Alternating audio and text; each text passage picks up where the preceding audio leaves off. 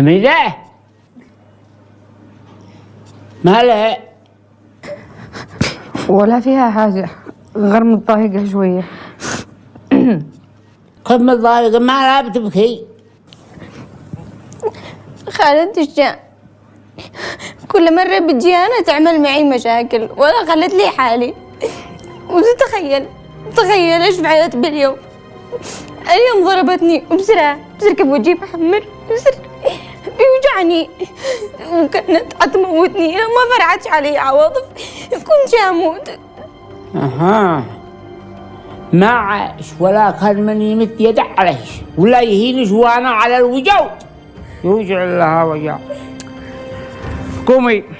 قومي وانا اخذ لك حقك امام عينك.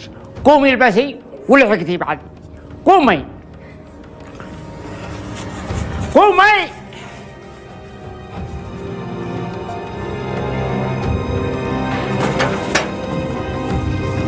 عشاء يا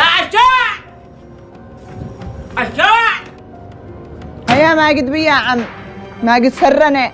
انا مرة بعد مرة بين اقول ليش تحترمي زوجتي. احترمها انا تحترمني هي قليلة ادب وتشتي تربية. والله ما تشتي تربية الا انتي.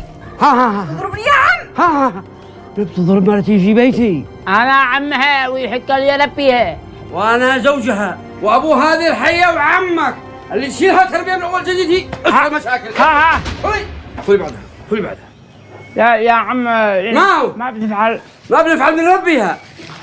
خلاص بزيد بالزهولة. ها ايوه خدمات الله معك.